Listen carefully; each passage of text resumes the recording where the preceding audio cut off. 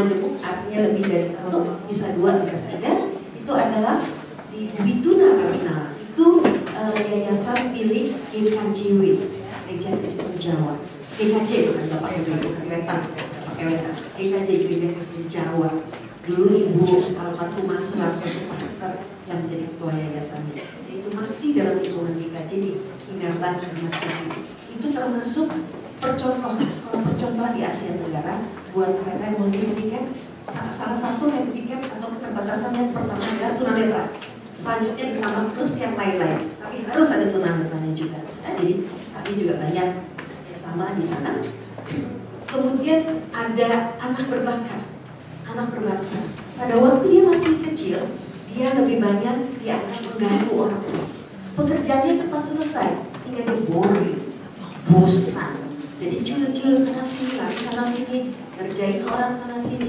Bahkan ini kemarin saya masih mendapat kasus orang tua yang membawa anaknya bingung mau di sekolah di mana karena anaknya itu agak autis, tetapi salah tahu di SLBC, jadi dia kerjanya di Aceh ya, yang konsultasi sama saya itu. Jadi dia bingung karena nggak tahu anaknya mau di sekolah di mana, karena setiap kali di sekolah dia bisa memperdayai semua orang untuk melakukan apa yang ingin dilakukan untuk pikirannya. Menurut saya ini sangat pintar, tapi dia di SLBC. Jadi nggak bisa belajar karena dia sendiri jadi nggak belajar apa-apa karena anak SLBC jauh cara berpikirnya dengan dia, jadi dia salah tempat, misplacement.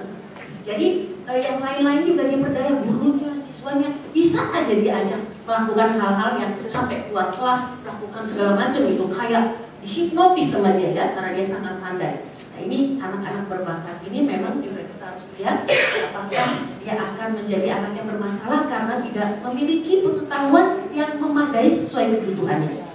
Kemudian kesulitan belajar, ini mungkin yang nanti akan kita lihat ada macam-macam. Nah kita masuk kesulitan belajar dulu ternyata. Jadi kesulitan belajar ini memang kalau kita singkat kadang-kadang kesubel, kadang-kadang KB. KB itu bisa keluarga besar, bisa kelompok bermain gitu ya. Tetapi dalam bahasa Inggrisnya itu bisa juga disingkat sebagai LD, Learning Difficulties, Learning Disability, atau Learning Disorder. Sama-sama LD. Tapi bisa kalau kita perpanjang, kita panjangin istilahnya itu menandakan berbeda penyebabnya. Pada waktu lalu kita kebanyakan melihat bahwa mereka-mereka yang mengalami learning difficulties, kesukaran belajar lebih banyak disebabkan oleh hal-hal yang sosial, emosional, tidak cocok sama guru, tidak suka sama pelajaran, berantem sama adiknya atau kakaknya atau orang tuanya, atau orang tuanya yang berantem ya. Jadi suasana hati itu membuat dia tidak nyaman belajar. Tapi kemudian berkembang pemahaman tentang kesulitan belajar yang bukan karena sebab-sebab itu, tapi karena learning disorder, adanya ketidakteraturan dari proses berpikir, sinaps-sinaps neurosensorik di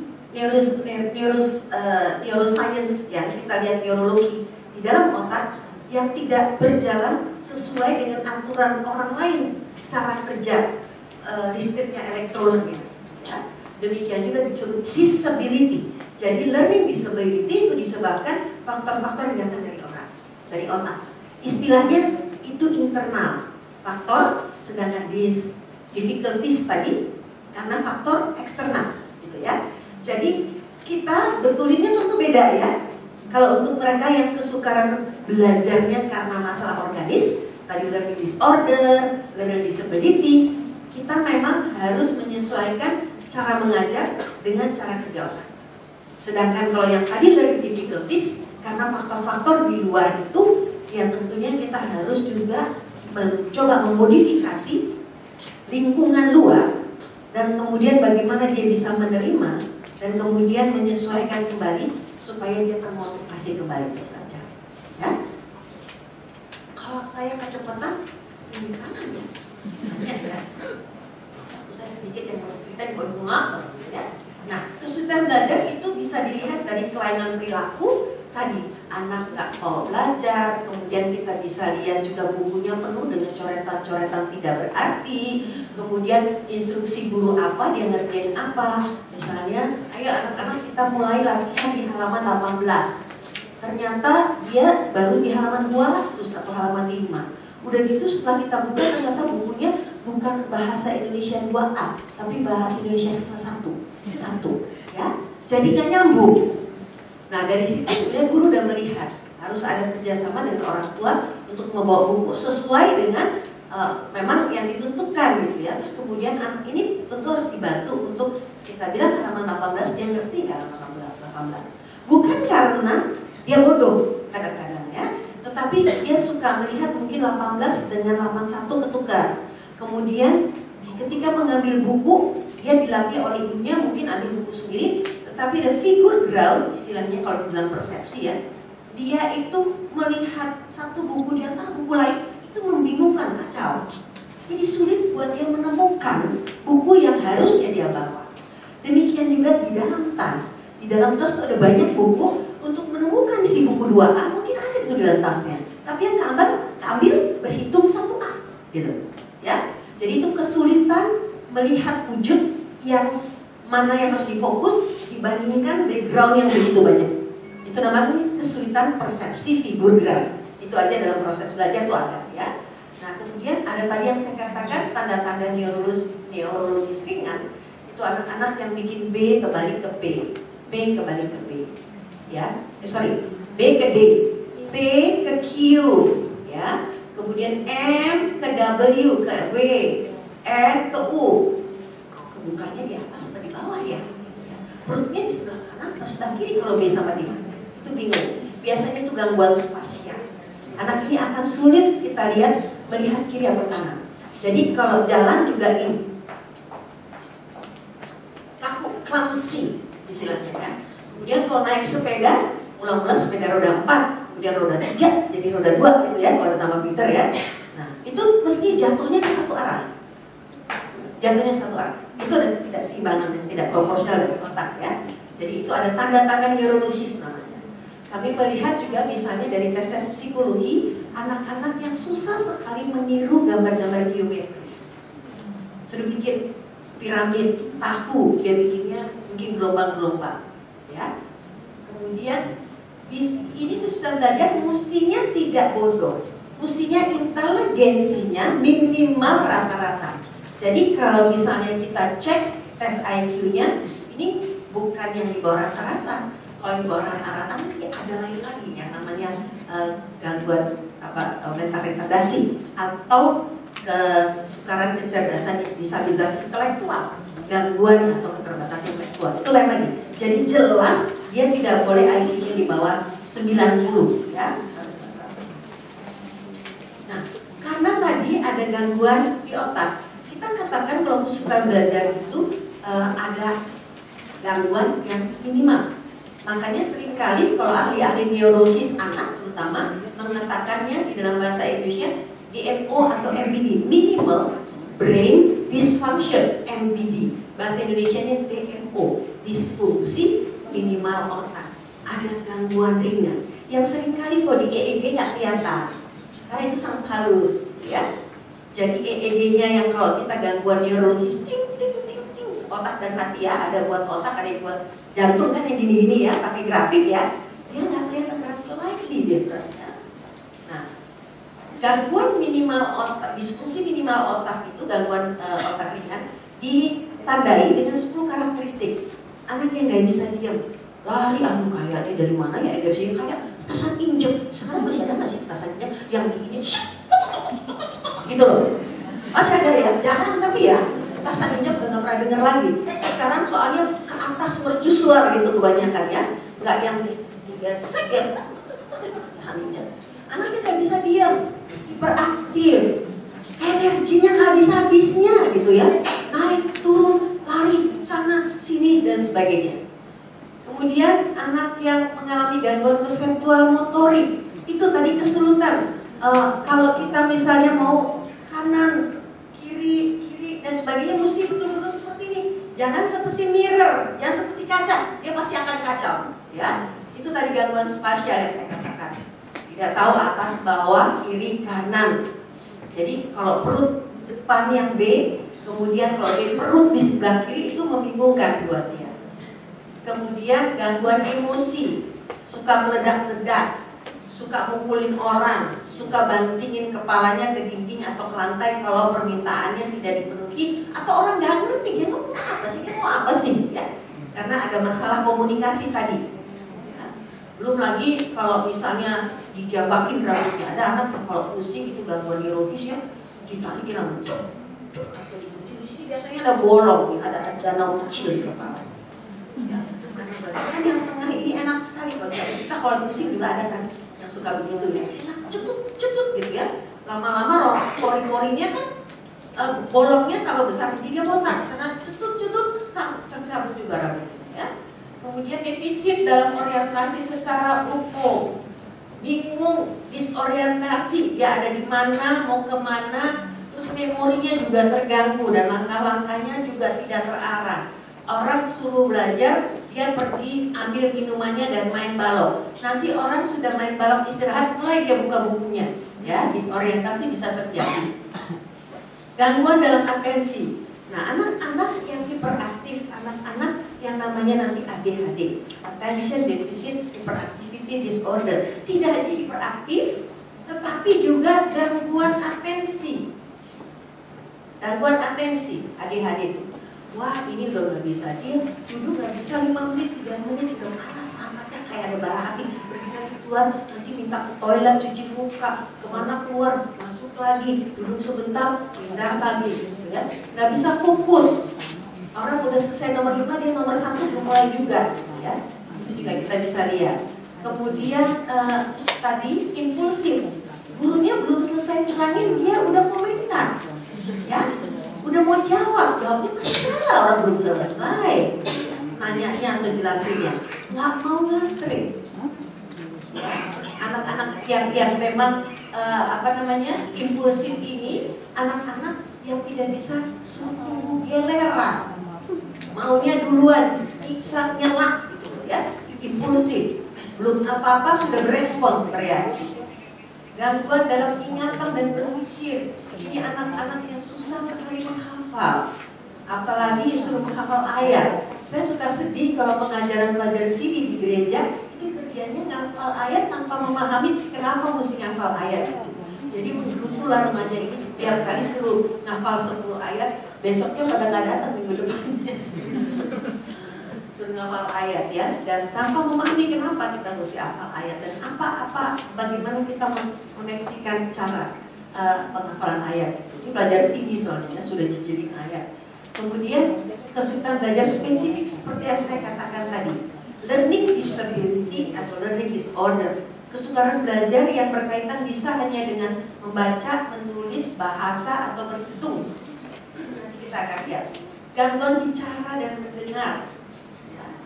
Mereka yang langit-langitnya pernah bolong juga bisa gangguan sengau dalam bicara. Ada yang gagap atau intonasinya sangat tinggi gitu ya. Tanda-tanda teologis yang tak tampak kadang-kadang. Kita lihat mungkin ada sedikit kita lihat epilepsi ringan kadang-kadang. Kehilangan fokus, tiba-tiba kita lihat dia balik lagi gitu ya. Kita bisa lihat dari beberapa tes sama pekerjaannya. Tiba-tiba hilang, terus kemudian dia bisa lagi, tiba-tiba hilang kesadaran sebentar gitu ya, terus balik lagi. Itu juga bisa terjadi. Kita harus cek itu tanda-tanda neurologis apa. Seperti kemarin, misalnya di gereja saya bertemu seorang pemuda, dia mungkin umurnya sekitar 24-25, udah lulus S1. Dia bilang, "Anti, saya kalau di gereja kalau ngajar pelajar sipil dan sebagainya, saya bilang sama saya anti tidak." Karena yang saya ajar itu ada cucu, ada keponakan, ada daripada macam-macam panggilnya, saya bilang pakai anti, saya itu kok kalau belajar nggak bisa fokus. Rasanya waktu yang diberikan itu seringkali tidak optimal saya pergunakan. Saya bandingkan dengan orang lain, dia sangat smart, bahasa Inggrisnya bagus, terus kemudian hasil lulusannya juga bagus. Dia lawyer sekarang. Untung pekerjaan saya tidak menuntut dan sampai sekarang bos saya memang tidak marah pada saya. Terus dia cerita dari kecil sebenarnya Ganjar Suharti Jadi dia suka kena omelan di sekolah, suka terlambat mengajukan perjalanan pekerjaan. Sebelumnya ibunya ngomong sama saya, Kak, itu si Anu mau ngomong sama Anti karena dia begini-begini. Saya selalu bilang sama dia, kamu tuh seperti bapakmu juga begitu, gitu ya. Seperti bapak, jadi it's okay, biasa gitu kan seolah-olah. Tapi anak ini nggak mau menerima, dia bilang enggak, Mam, saya tidak mau penjelasan seperti Mama, saya ingin penjelasan. Jadi kami panjang lebar ngomong, saya tanya bagaimana sih ciri-cirinya ya, karakteristiknya. Kemudian kesimpulan pertama saya bilang, oke, cek neurologis dulu. Apakah kamu ada gangguan neurologis? Kalau tidak ada gangguan neurologis, berarti kita bekerja dan melakukan pendekatan non-neurologis. Bagaimana supaya bisa fokus? Jadi orang seperti itu saya ajarkan kepada dia untuk mengkat pekerjaannya. Jadi dia pekerjaannya misalnya membuat respons hukum, mestinya bisa jadi 10 sampai 20. Bisa nggak kamu bikin pointers? Bagaimana tahapannya, bagaimana sistematikanya? Kemudian buat target pada dirimu dalam 1 jam ini, kamu mesti capai apa ya? 1, 2, atau 1, 3. Kalau kamu bekerja 1 sampai 10 poin, kamu nggak akan bisa. Dan kamu sudah disruptif, terganggu pikiran fokusnya. Kemudian bagaimana caranya? Kamu bisa pakai HP kamu untuk bikin wecker. Atau kamu tulis di depan komputer kamu. Atau kalau ada teman mitra kerja yang memang bisa memahami kamu dan tidak jauh, dia kasih kita ceramah nih dari belakang, saya sedang 10 menit lagi gitu kan ya. 10 menit. Nah, temanmu itu mungkin kasih sign sama kamu. Karena dia kan orang dewasa yang mulai harus mengatur regulasi dirinya sendiri kan. Jadi dia sendiri harus punya tekad seperti itu untuk memperbaiki caranya.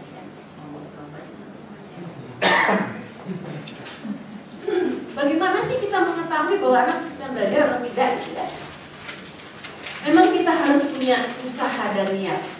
Bagaimana kita tahu anak kita ini suka belajar dan suka belajar disebabkan oleh apa?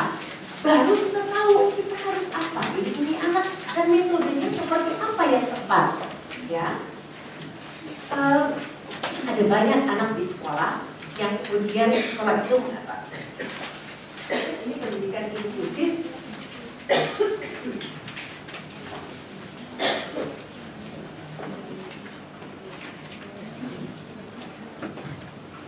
Jadi pendidikan inklusif itu kan kalau dilaporkan kepada Dignas, mereka bisa dapat bantuan operasional sekolah.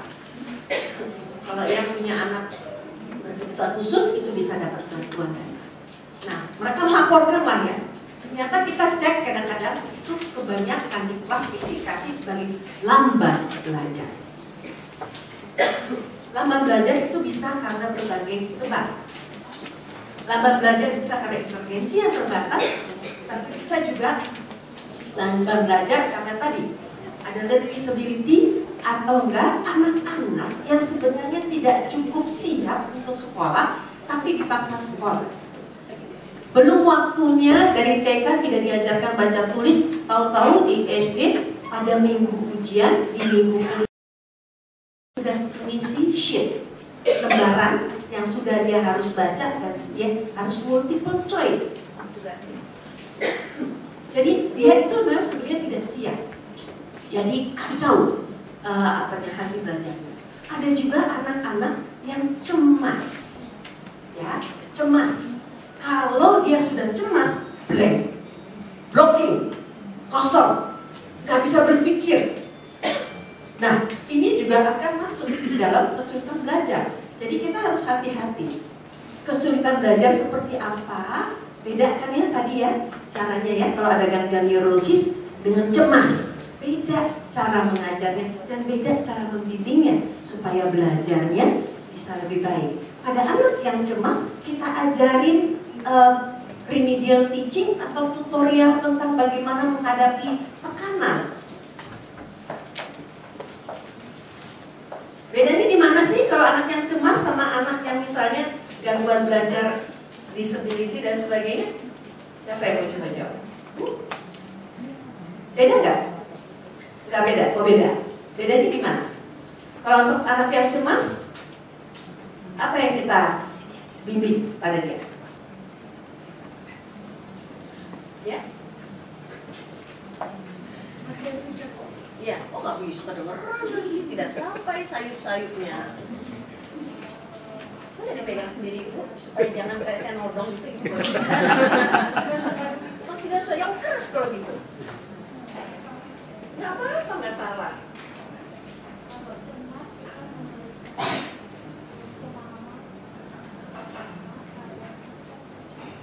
Yang karena gangguan neurologis di otak, dia memang lambat belajar. Rangsangannya, gimana caranya?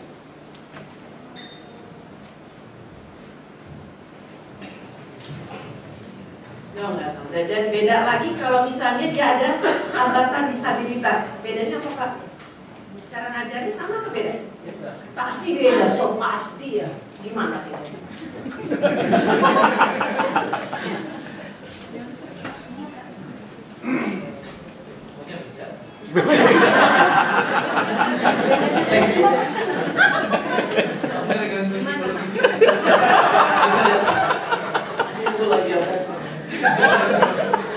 Gimana kira-kira Pak? Kira-kira aja Pak. Ya, artinya mungkin dari sisi stimulusnya harus diturunkan, direndahkan. Yang mana? Untuk yang gangguan neurologis, Oke, yang standar cemas. juga harus sedikit dikasih space, Bertahap gitu ya. bertahap. Ya.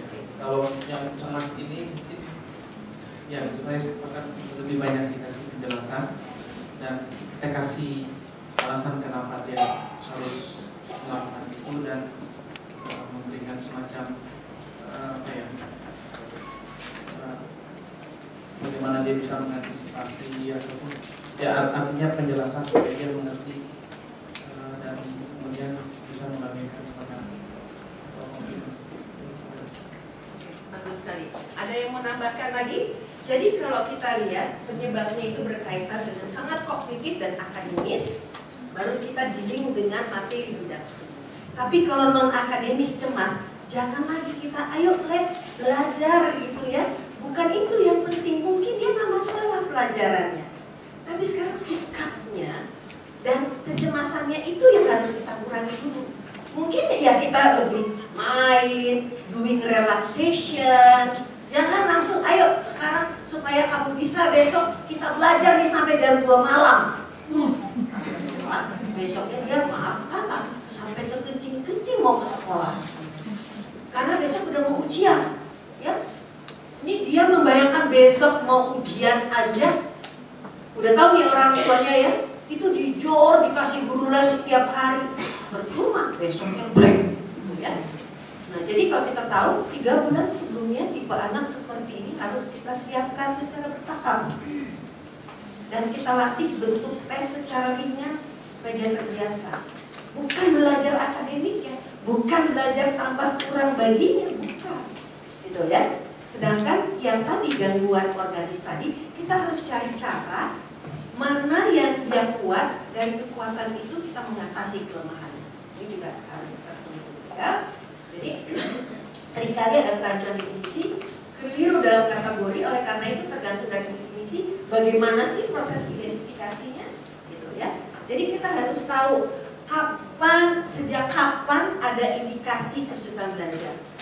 Sejak dia bilang tomat jadi tomato, ya misalnya ya, kebalik-balik ngomong itu sulit, itu belum kita suruh tulis dan suruh baca loh. Tapi ngomongnya juga kebalik-balik. Dan dari itu kita juga bisa lihat, wah ini kita mesti cek ada apa. Gangguannya di gangguan masuk ke dalam pemahaman di tengah atau kemudian proses outputnya yang salah. Kalau kita lihat manusia berkomunikasi itu ada reseptif, menerima, kemudian mengekspresikan kembali benar atau tidaknya komunikasi. Di sini juga kita harus lihat. Ya. Nah, bentuk-bentuk kesulitan belajar seperti saya katakan tadi adalah kesukaran belajar persepsi, kesulitan mendiskriminasikan secara visual, ya antara B dengan B3. Mirip kalau kita cepet-cepet, kita orangnya mau cepet-cepet, agak hiperaktif gitu ya, agak disruptif, suka banyak maunya. Seringkali kayak gini nih nggak kelihatan nih, ya perbedaannya kecil gitu ya, serupa tapi tidak sama gitu kan. Ya, rincian, kelengkapan, menghilangkan kata. Terus kemudian kita lihat kalau belajar ada yang bagian yang hilang. Dengar biasanya G-nya nggak ada. Misal lagi periksa skripsi, menegakkan, kadang-kadang K-nya cuma satu, ngotot lagi gitu ya. Dia menegakkan dua gitu ya, tapi hal kecil gitu ya harus gitu. Bentuk langkah misalkan perhatian pada detail, dan kemudian bagaimana dia mengarahkan ke satu hal seperti saya katakan tadi ya. Jadi misalnya mencari bahan dari bahan-bahan yang lain, mencari sesuatu. Jadi gini, sama di depan ya contohnya ya. Jadi saya bilang coba di gambar ini cari anak perempuan yang menghadap ke depan bajunya pink. Buat dia sangat sulit mungkin karena pinknya banyak ya gitu ya. Terus kemudian kan boleh ini pink, tapi kan ngadepnya nggak ke depan kan? Yang disebut depan aja dia bingung. Saya sebenarnya ingin tanya yang ini gitu. Itu dia akan membingungkan. Jadi bayangkan kalau dia suruh baca, ya, mencari kata di tengah-tengah kata lain. Nah yang seperti ini biasanya kita pakai penggaris yang ada bolongan di tengahnya. Yang lain ditutup, dia bacanya bergeser, sehingga dia bisa fokus. Gitu. Bayangin nggak, Bapak Ibu sekalian? Jadi jangan dibuka tulisan banyak kayak gini, dia bisa lost in space. Orang baca ini, dia baca kesana kemari, gitu ya, siksa. Jadi dia harus ditutupi. Kalau kita mau sekarang di sini, terusnya saya keluarin satu-satu. Ini hilang, terus ini keluar, baru dia siksa konsentrasi, bacanya, fokusnya. Kalau enggak, kacau stimulus di dalam otak yang masuk. Ya. Kemudian ada ini visual closure ini. Kalau ada tulisan seperti ini, dia tuh nggak tahu ini kan bisa dibaca gampang buat kita gitu ya. Itu apa nih? Kalau kita baca walaupun ketinggalan satu huruf, kita bisa kira-kira itu apa? Nah, bukan kayak gampang. Tapi buat anak-anak itu sulit. Belum lagi kalau dia pisahkan, misalnya yang menulis ini banyak nempel ke sini, nulnya sendiri, isnya ke sini. Itu anak-anak suka belajar itu seperti itu. Jadi dia menulis sudah kacau, membacanya kembali tambah kacau. Ya, karena suka kembali menulisnya. Ingatan visual, cerita tentang gambar, kita kembali pada posisi sesuatu. Anak ketika bisa menulis, membaca, dia harus bisa ingat di otaknya. Abis M itu apa ya? E, abis E, M. Terus apa lagi? C dulu atau B dulu ya? Atau A dulu ya? Di otaknya ini tidak ada sequence yang betul, urut-urutan. Nah kalau itu sudah terganggu, gangguan sequential, itu repot. Mulai kemudian dia kalau mau nyiapin buku buat besok, belum lagi seragam beda-beda dari Senin sampai Sabtu, ya. Nah, terus mungkin ibunya menyediakan 7 warna tempat tidur sama tempat minum. Wah kacau dia kalau dibilangnya Senin biasanya yang pakaian seragamnya apa, bawa bukunya apa, itu berantakan. Kalau dia tidak dibantu dengan tulisan dan gambar. Visual konsepsi sulit menggambar 3 dimensi, sulit memahami dalam jarak jauh, mudah menjadi kecil.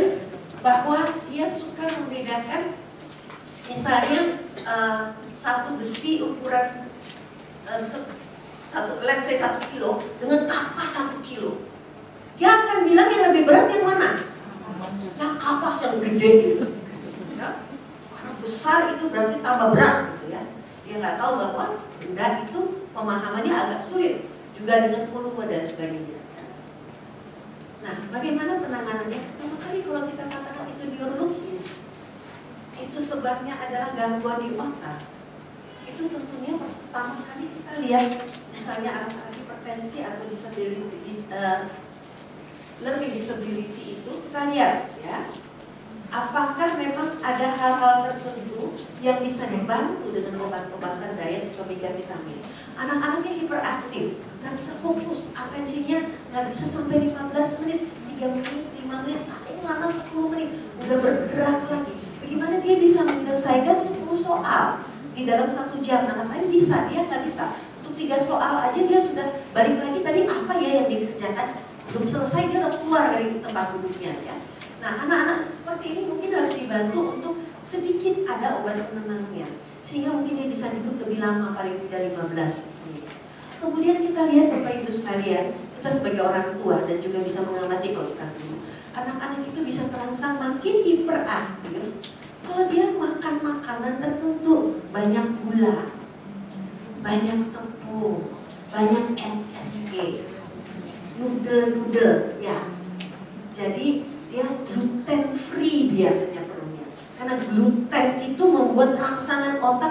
istilahnya.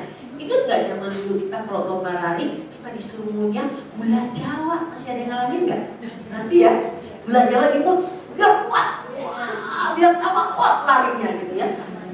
Sekarang udah pakai doping, ya. Pakai doping kan banyak kan atlet yang kemudian ketangkep dan kemudian dieliminir, dipulangkan kembali karena ketahuan doping. Doping itu untuk membuat dia perkasa, terus tenaganya ekstra gitu ya. Nah anak-anak itu juga gitu. Kalau dikasih susu manis, kemudian puding pakai manis, juga krimnya manis, ya gimana nggak tambah energetik ya? Kasihan ya anaknya sebenarnya.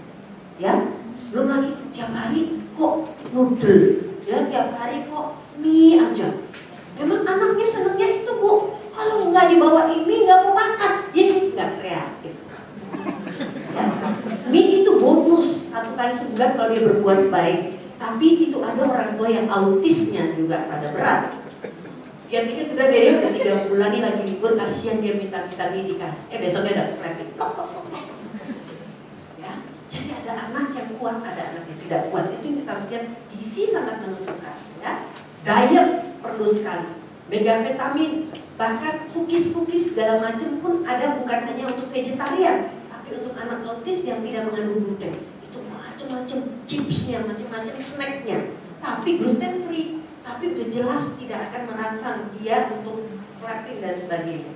Tentunya ada intervensi psikologis yang rangkaiannya memang ada tahapannya, sehingga kita juga tahu apa yang bisa dilakukan oleh orang tua. Ya.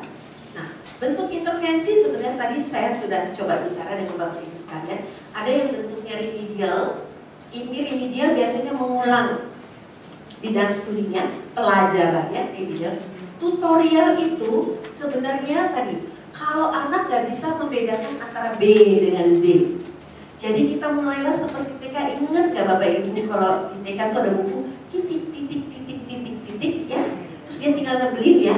Jadi ada titik-titik B dulu, perutnya ke depan, tarik garis ke bawah, perutnya ke kanan, terus nanti dia berikutnya D, bedanya apa? Tarik garis, ikut miring kalau perutnya ke kiri gitu ya, kayak anak kecil. Tapi itu membantu otak membuat image yang benar, membuat jejak. Image itu jejak ingatan, ya. Dan itu harus dilakukan, tidak hanya ngomong, nggak cukup ngomong, tangannya dia harus ikut, mulutnya harus ikut. Sebelum dia di atas saya mau ke sini, ada cantik.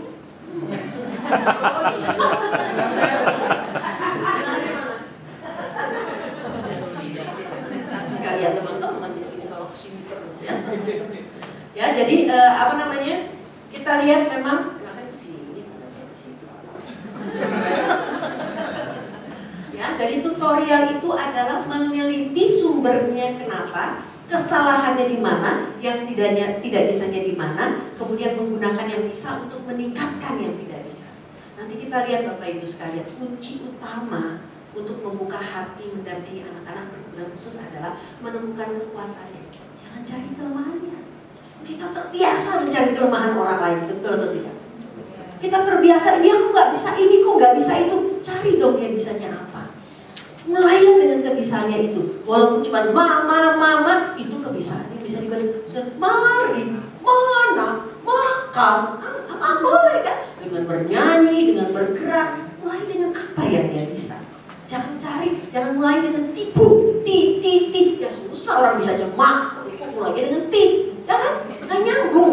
Siapa naik ojek? Ojek. Ya.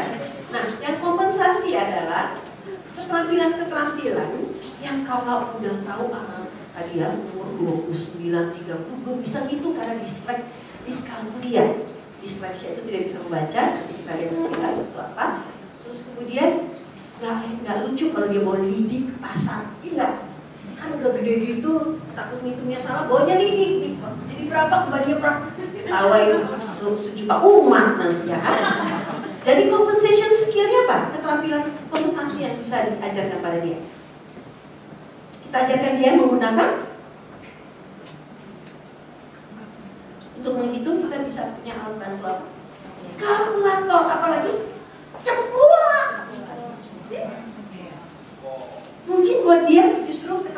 tangan itu dan warna-warni lebih cepat daripada kalkulator digital. Kalkulator juga macam-macam ada itu, berbentuk angka, pencet dan sebagainya. Ya. Jadi itu yang kita ajarkan pada dia supaya dia tidak ditipu oleh orang lain di pasar, supaya dia tetap bisa belajar sendiri tanpa didampingi oleh orang lain. Itu namanya keterampilan kompensasi. Ya. Nah, kenapa pendidikan khusus tadi disebutkan perlu? Ingat pendidikan khusus di mana anak-anak hanya dikumpulkan dengan mereka yang punya kebutuhan khusus. Misalnya kalau mereka blind atau buta, mereka di SLBA untuk tunanetra. Kalau mereka misalnya disabilitas intelektual atau tunagrahita, dia ditempatkan SLBC. Padahal sekarang filsafatnya, filosofinya adalah inklusif, di mana mereka tidak gabung dengan keterbatasan yang sama, tapi mereka gabung dengan anak-anak normal. Namanya pendidikan inklusif. Nah, kalau di situ memang di sini pendidikan khusus kita harapkan anak-anak belajar keterampilan atau pembelajaran dasar awal di tempat itu.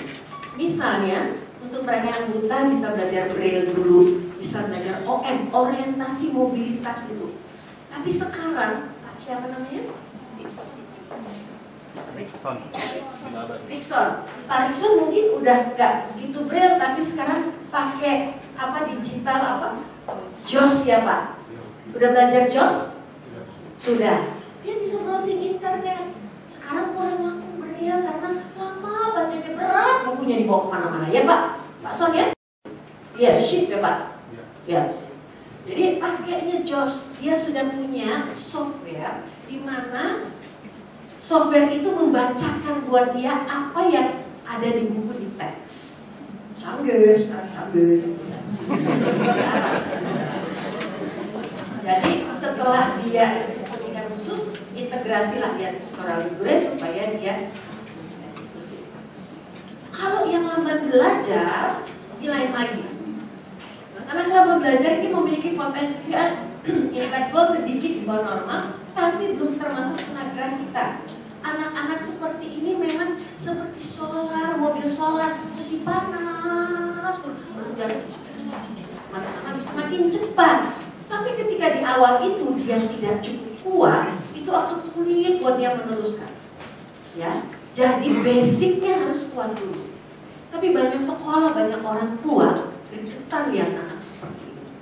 Saya banyak menemukan pola anak-anak seperti ini biasanya di kelas 1 tinggal kelas dulu, kelas 1 SD, nanti 1 SMP tinggal kelas lagi, terus 1 SMA tinggal kelas lagi. Tapi memang sistem sekarang itu masalahnya ada ketuntasan belajar.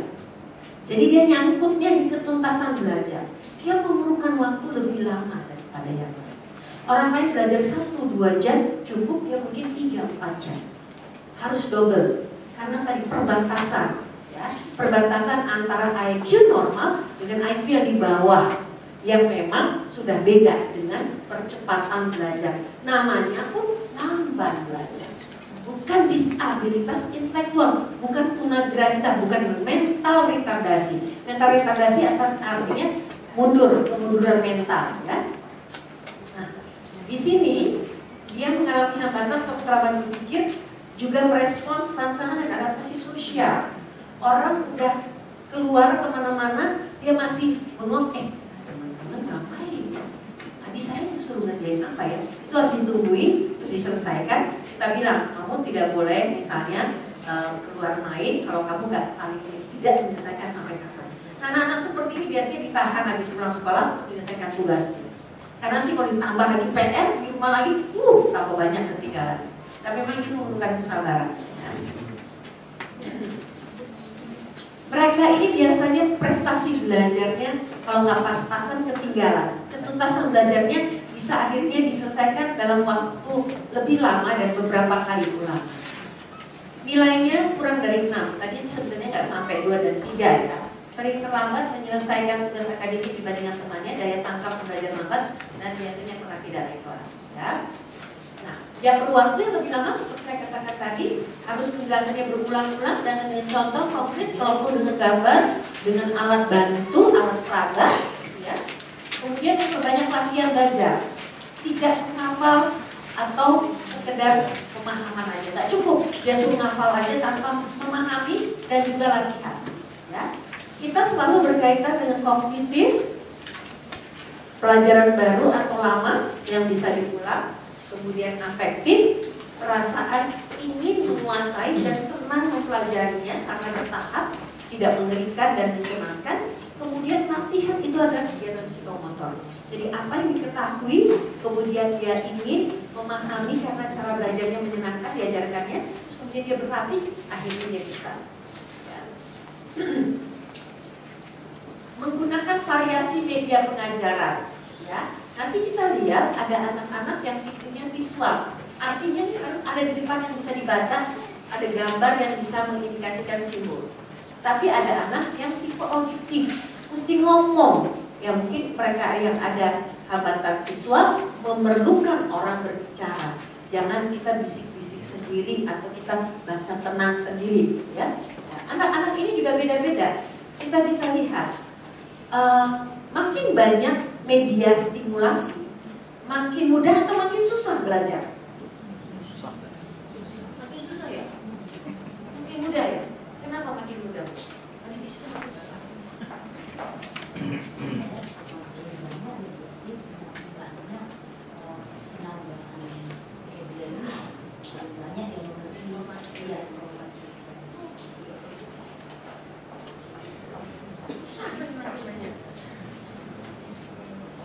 Mungkin pelatihan media stimulasi dulu ya, saya pelatihan media stimulasi dia sambil belajar dia ada banyak banget stimulasi. Nah pada media stimulasi itu mengarah pada satu bagian yang sama atau tidak. Kalau itu mengarah pada satu bagian yang sama, jelas saya setuju pasti membantu. Tapi kalau itu kayaknya menyampaikan informasi yang berbeda-beda, bingung dia ya, bingung dia ya. Oke, Bapak Ibu sekalian benar ya, dua-duanya benar. Ketika kita mengajar di satu kelas, baik di sekolah minggu maupun di sekolah, memang kita harus punya mediasi yang media pengajar yang berbeda-beda, karena anak-anak kita backgroundnya berbeda-beda.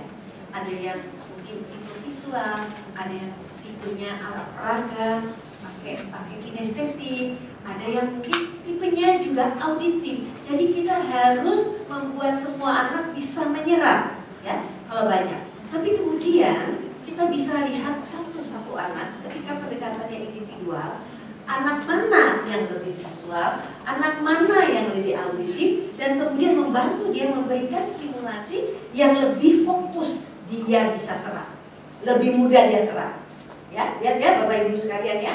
Jadi memang kalau sebagai guru, anak lebih dari satu, makin banyak variasi, makin lebih banyak anak diuntungkan. Tapi makin kita sedikit kerjanya kita ngomong aja, nggak pernah ada catatan, nggak pernah ada slide. Wah, yang untung adalah yang tipe auditif, tapi yang tipe visual keluar itu dia blank, kosong di otaknya, nggak ada peta apapun, nggak ada image, nggak ada road memory sama sekali yang tinggal, gitu loh ya. Tapi kemudian kita lihat satu-satu anak dan kita tekankan fokus pada pemilihan yang dia dapat. Ya. Jadi itu kita harus lihat tujuannya, kemudian kita lihat kekuatan anak, dan kemudian mana yang kita akan tekankan. Ya. Kemudian ini yang tadi yang dikatakan remedial teaching, ya, bagaimana mengulang pelajaran dan caranya seperti apa, dan apakah kita dari depan, coba kamu ulang dari nomor 2, kamu nih gimana sih, itu aja nggak bisa. Apa yang terjadi? Apa yang dirasakan anak itu makin ngerti atau enggak? Makin stres, sangat self-esteem buruk di depan orang. Dan mengganggu yang lain udah tahu, udah lagi kerja, nih ibu ngomel gitu dari jauh, no use lah, no use, ya. Jadi memang anak itu harus didekati. Kalau perlu selalu ada meja-meja individual, anak ini duduk di sini karena tipenya ini, anak ini duduk di sini, kita gantian duduk dengan ini. Ya, nanti kalau di sekolah inklusif ada namanya GPK, bukan gerakan pengacau kacik, bukan, tapi guru pembimbing khusus, guru-guru yang belajar tentang anak berkebutuhan khusus dan juga tahu mendampingi anak secara individual harus gimana mereka. Terus kita belajar spesifik yang saya sebut learning disability, ya, learning disability. Kalau bahasa aslinya udah jelas menunjukkan sumbernya. Anak yang secara nyata mengalami kesulitan dalam tugas-tugas akademik khusus, terutama dalam hal kemampuan membaca, menulis, dan berhitung atau matematika, diduga disebabkan karena faktor disfungsi fungsi neurologis, bukan disebabkan karena faktor intelijensi. Jadi dia harus juga intelijensinya normal. Ya. Nah, ini contohnya. Kesulitan spesifik biasanya diklasifikasi dengan 3 hal ini. Gangguan membaca disebut disleksia, kemudian gangguan menulis disebut dysgrafia, dan gangguan berhitung disebut dyscalculia. Ya. Jadi ini yang mestinya dia nulisnya begini, tetapi ini dia tulisnya seperti dikacau. Ya. Jadi dia bacanya juga susah, udah nulisnya juga susah ya. Nah, karakteristik anak disleksia biasanya perkembangan kemampuan membacanya terlambat. Nah, kemudian sulit sekali memahami isi bacaan. Dia membaca 2-3 kalimat aja lama dan nggak ngerti-ngerti. Mungkin dia bisa baca bunyi tapi sama sekali tidak paham apa yang dia baca, atau bacanya lompat-lompat. Ya. Nah, kalau yang dysgrafia ini sering terlambat dalam menyalin tulisan. Seperti tadi ya, karena dia bingung. Sering salah menulis B dengan P dengan Q, P dengan U, tadi saya katakan 2 dengan 5, 6 dengan 9 dan sebagainya. Milih, soalnya milih ya. Misalnya, tulisan anak tidak terbaca jelek sekali, terus banyak melakukan kesalahan dalam tulis, misalnya huruf hilang atau huruf terbalik. Sulit menulis dengan lurus pada kertas tidak bergaris. Jadi kita harus tahu, walaupun anak-anak sekarang pakai komputer dan tidak lagi pakai kertas bergaris juga Bapak Ibu beda-beda loh kualitasnya. Ada yang tebal-tebal gitu ya, sehingga anak bingung ya, kalau begitu nabrak dia nggak bisa baca tulisannya. Pak, masih banyak. Di sini juga ada. Jadi kita bisa juga melihat bahwa anak-anak ini perlu buku bergaris, tapi bergaris yang kecil, spasinya apa yang besar, ya. Kemudian dulu ingat nggak ada buku tipis tebal, kecil dan besar. Mungkin buat latihan anak ini masih perlu seperti itu. Tapi kita harus tahu caranya kapan. Kalau nggak dia tidak ada teman-teman, ih zaman dulu jadul gitu ya. Jadi ketahuan oleh teman-teman itu juga tidak enak. Membuat anak self esteemnya, harga dirinya juga turun. Ya. Nah, ini kalau ke diskalkulia, kesulitan mengkalkulasi, kesulitan menghitung.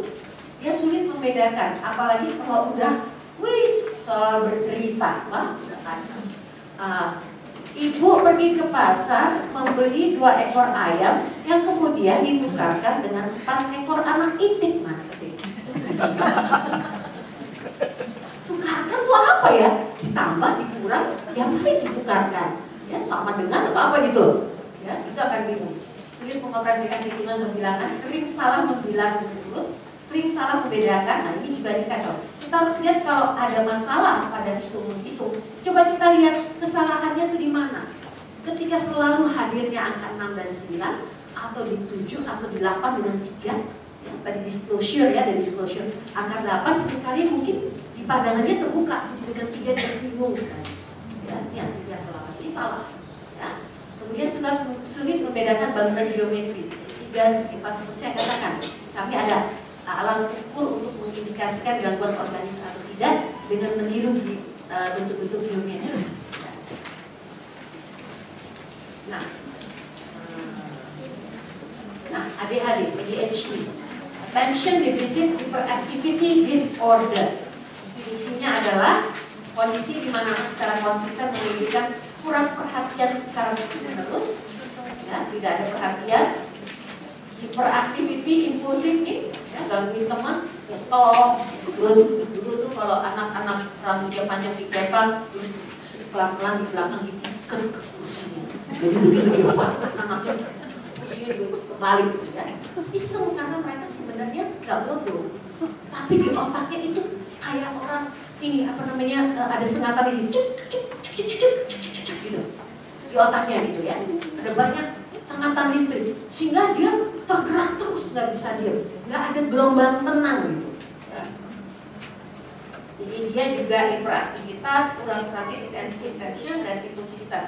Attention deficit artinya kurangnya perhatian, hyperactivity disorder biasanya ada impulsivitas. Karakteristiknya tadi kayak apa sih? Tidak memperhatikan detail, kesalahan tidak disengaja ceroboh, mengerjakan tugas aktivitas yang lain. Jadi orang disuruh apa dia kerjain yang lain.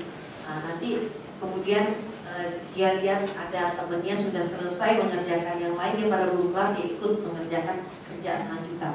Kesulitan mengatur kegiatan dan tugas, kesulitan mempertahankan dan memusatkan perhatian, sering tampak melamun karena nggak ngikutin apa yang terjadi, sering tidak mengikuti seluruh instruksi dan gagal menyelesaikan tugas. Seringkali anak ini tugasnya tidak selesai. Itu yang sangat jelas. Sering menghindari tugas, tidak menyukai atau enggan mengerjakan tugas-tugas atau kegiatan yang menuntut ketekunan dan usaha terus-menerus. Nah, anak ini sering kehilangan benda. Kita bawain pensil 6 pulang, nggak ada sama sekali, tinggal 1, atau dia kumpulin dia teman jadi 15 dia pulang. Ya, yang keliling-keliling dia kumpul karena dia bingung yang punya dia yang mana, nanti dia dimarahin dan dia pasti dimarahin bilang jadi lebih daripada kurang. Karena mungkin di antara 15 itu ada yang punya dia. Dia nggak bisa bedain. Itu yang kita harus juga bantu mereka untuk mengenali milik mereka dan juga jangan dikasih 6 kebanyakan ibunya kan sih aslinya ini 16 susah ngingetnya dan membedakannya. Jadi 3 aja, kurang 1 masih mending. Kita kasih ganti 1 lagi ini untuk proses belajar. Mungkin 2 dulu, 1 dulu. Takutnya kan kalau lagi ulangan melakukan tugas anak ini ngerjainnya pakai gitu kan keras-keras biasanya. Jadi putus kan pensilnya. Nah, mungkin harus dikasih cadangan isi pensil atau pensil lain. Hal seperti itu kita sebagai orang tua mesti membantu dia untuk bagaimana dia bisa mengatasi masalahnya di sekolah. Jangan cuma diancam, dihukum, tapi gak dibantu caranya seperti apa. Ya. Mudah lupa dalam kegiatan sehari-hari. Nah, di praktikas dan impulsivitas itu kelihatan dari mereka yang sering memainkan tangan dan kaki, gigit pensil, ya. Atau gitu ya, suaranya kedengeran kemana-mana ya. Terus yang kakinya suka goyang-goyang.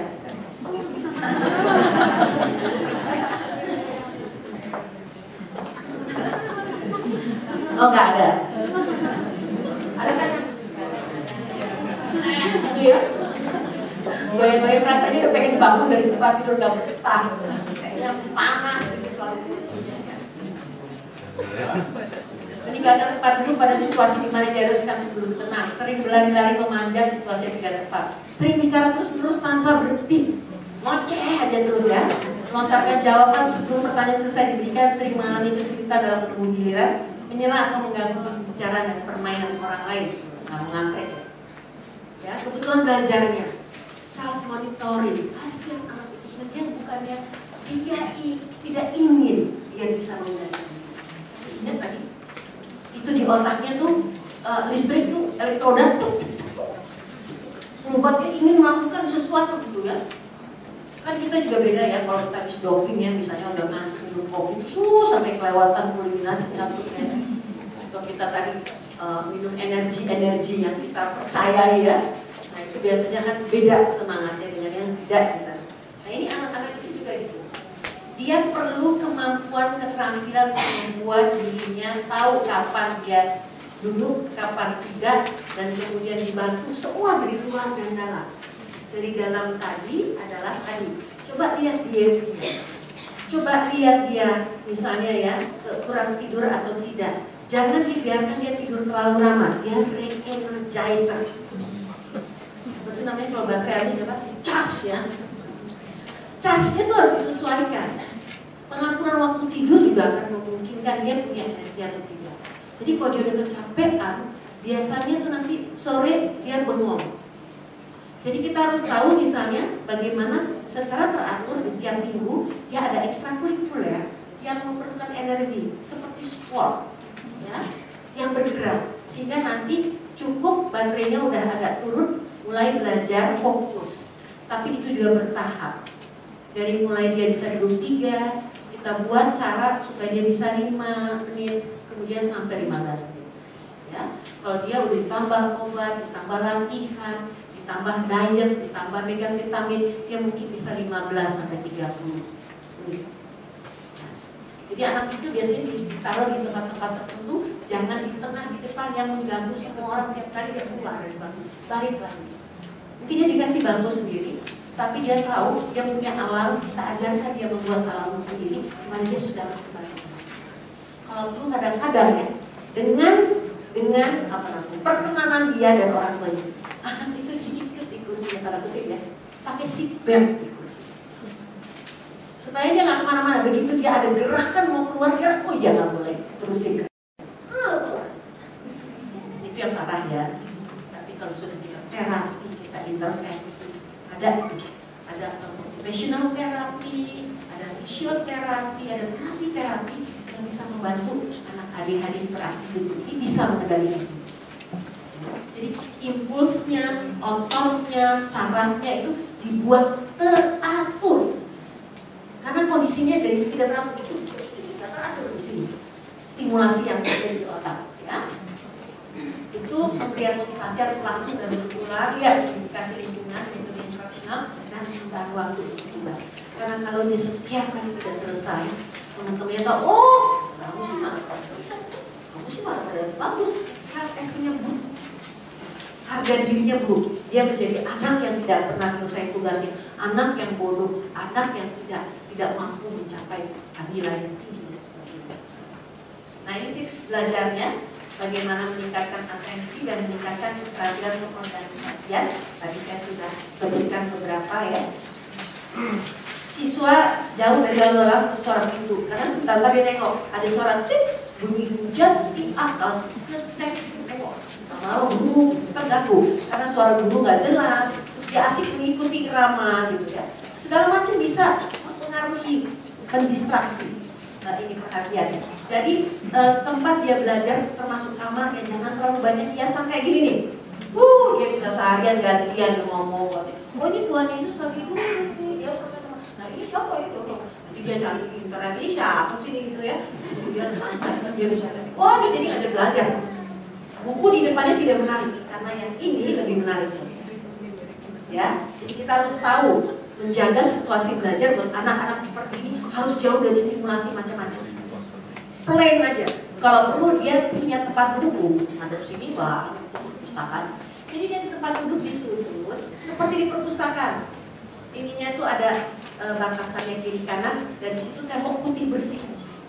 Membantu dia fokus untuk apa yang dia lihat. Dia tak bisa terlalu banyak stimulus ya.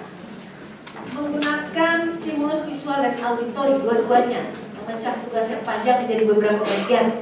Jangan terus langsung 10 nih soal kamu selesaikan, jangan. Kasih dia 3 dulu. Selesai, ternyata kamu bisa nih dalam waktu 30 menit. Ya, saya yakin kamu bisa melakukan 3 berikutnya dalam waktu yang lebih singkat. Mau berapa? 20, 25. Nanti kalau kamu bisa, ada insentifnya. Gitu modelnya buat anak-anak ini. Ya,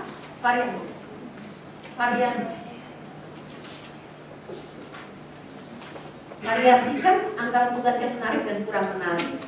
Kan dia sini dia semangat gitu ya. Meningkatkan keterampilan pengorganisasian menggunakan mapolder yang warna berbeda setiap mata pelajaran supaya dia mudah mencarinya. Kebanyakan di bawah itu larang atau rutinitas yang jelas untuk meletakkan dan menyimpan barang supaya nggak kehilangan barangnya di mana, dicarinya di mana ya. Kemudian meningkatkan keterampilan mendengarkan. Jadi supaya dia nangkep apa yang kita katakan. Jangan panjang lebar kayak saya ini guru yang jelek buat anak adik-adik. Nggak berhenti ngomongnya, apalagi kalau dikasih tanda 15 menit kita harus ada ya. Jadi potong, pendek, singkat, dan intonasi nggak tinggi. Gitu ya. Dia kadang dia cuma kenangkep dongnya doang. Apa sih yang dilakukan katakan gitu ya? Karena otaknya itu kan masuk ke dalam apa yang didengar, dicerna dulu oleh otak gitu kan. Nah, kalau suara seperti itu hanya dapat diterima di bagian belakang otak, energi yang impulsif. Tapi harusnya dia lihat juga. Apa Bu? Oke, sekarang buka bukunya, lihat halaman ini, dikerjakan saja. Coba tutup yang mati. Ya, itu aja ya. Jadi gelombang suara, gelombang instruksi itu masuk di dalam otaknya, dicerna dan dia tunjukkan kembali. Say it, ya. Kemudian kita bilang do it. Jadi udah dia ulang kembali apa yang dia dengar, listen, say and do. Jadi dengar, oke? Coba kamu katakan kembali apa yang kamu katakan. Oh ya, saya kerjakan ini. Dia tunjuk juga persis, dia ulang kata kita. Kemudian kan dia tunjuk, ya. Ya, sampai dia bisa mengerti. Jadi ini bantu siswa untuk mengulang kembali instruksi pertanyaan yang telah diberikan sebelum mengerjakan, kemudian permainan atensi dan mendengarkan. Ya. Nah, ini autism yang banyak fungsinya satu. Sendiri kita bicara tentang autis ya, jadi saya cepat sedikit. Bapak Ibu ada di situ tulisannya, nanti kalau nggak jelas karena cepat-cepat silahkan nanya ya.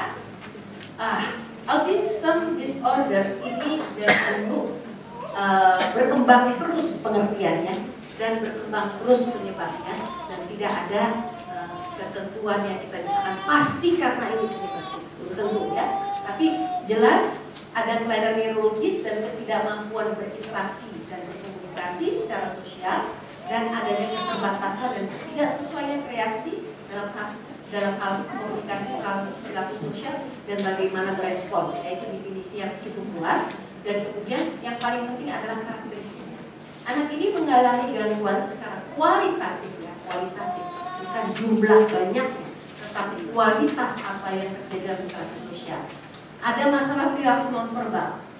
Autism disorder ASD itu, spektrum disorder itu seperti pelangi. Dia dari mulai yang sangat ringan sampai yang sangat berat, variasinya banyak. Jadi kita di sini lihat ada anak yang paling kiri, yang paling berat itu biasa nonverbal, nggak bisa ngomong atau ngomongnya repetitif, mengulang-ulang saja, tidak orang bisa mengerti. Tapi ada juga yang kemudian sangat pandai, ya, caranya bisa nggak masalah, tapi dalam perilaku tertentu nanti kita lihat dari antara tiga itu dia masih terganggu.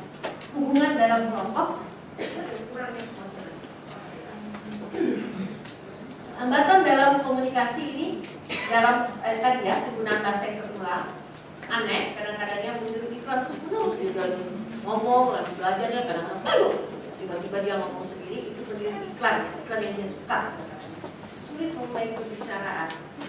Kemudian pola perilaku yang terbatas, belum ini kebiasaan yang tidak memperhatikan mata orang lain, tapi biasanya memperhatikan objek tertentu. Dia suka kunci, dia suka apa yang berputar-putar dan sebagainya, itu ada kekhasannya. Nah, ini dikaitkan dengan masalah dalam belajar, karena dia berorientasi namanya autis. Auto, saya diri sendiri. Jadi fokusnya adalah diri sendiri. Jadi dia ada masalah kesadaran akan pengalaman dia sekarang di mana, yang orang lakukan apa, terus itu dampaknya bagaimana. Kalau sekolah, bermain, istirahatnya nggak tahu. Ya, ini ada masalah emosi.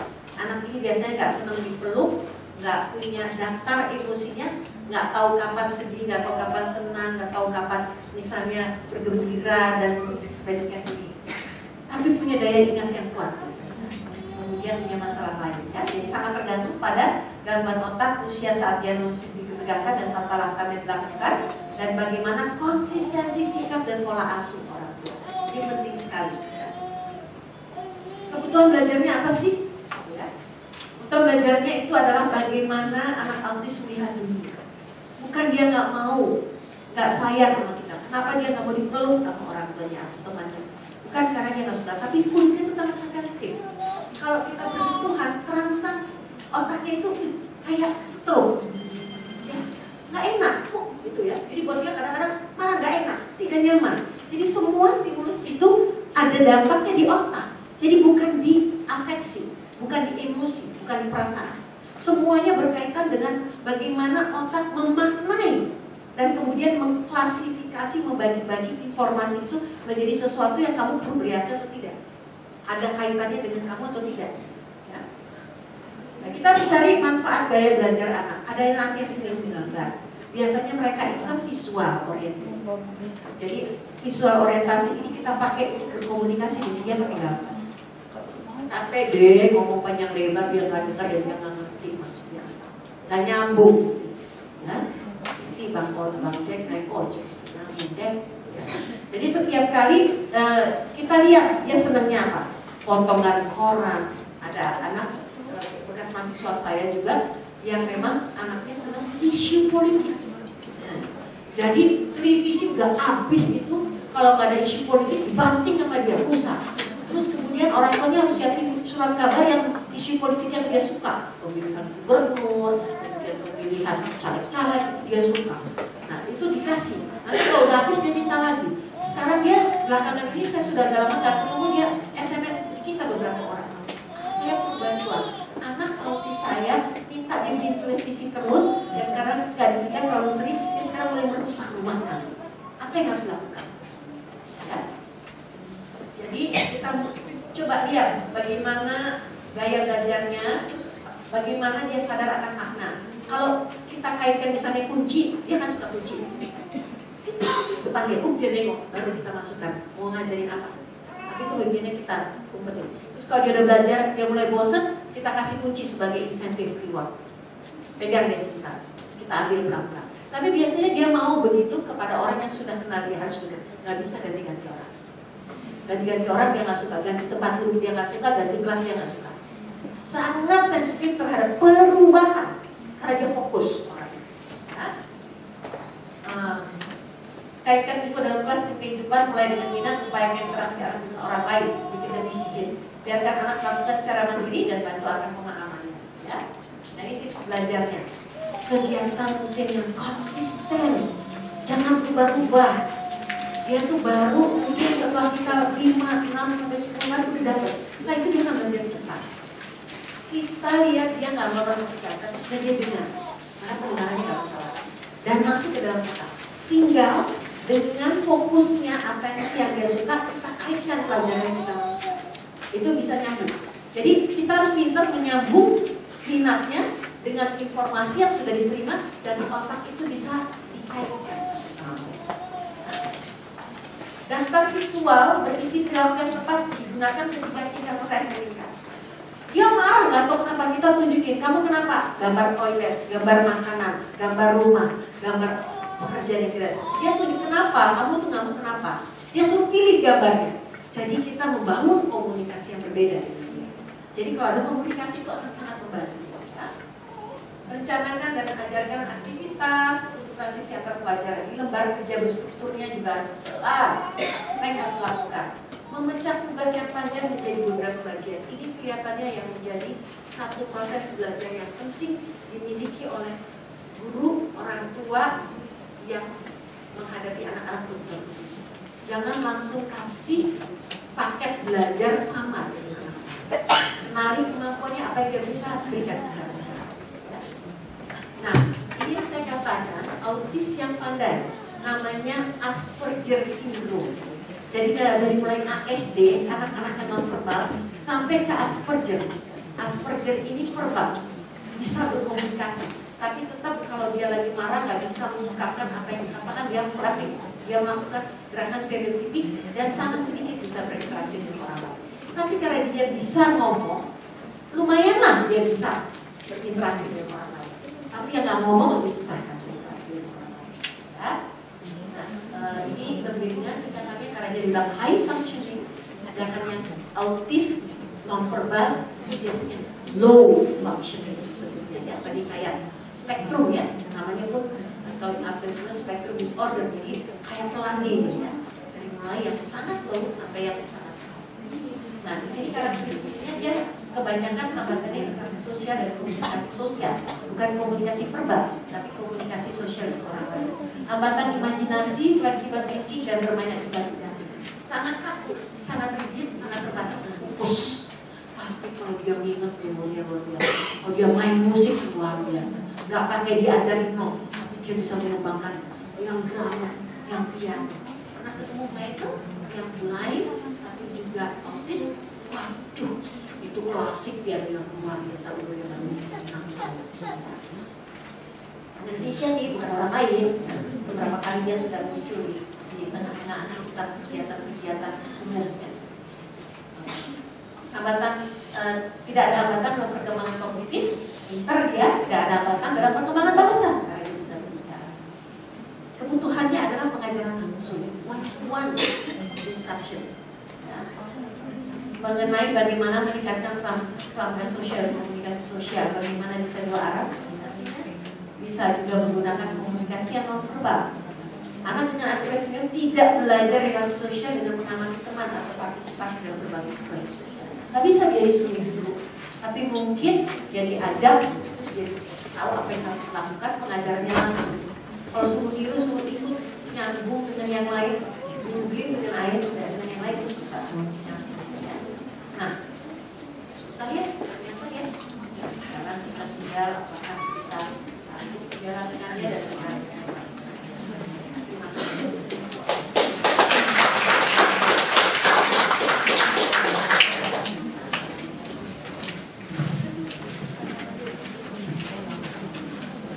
Baik, kita sudah selesai sesi pertama. Kita akan masuk dalam istirahat kita 15 menit 10.55 sampai jam 11. Kita akan masuk sesi yang kedua. Tapi intinya sekilas dengan apa yang disampaikan oleh Ibu Frida, ada 3 poin penting yang mungkin menjadi catatan buat kita hari ini.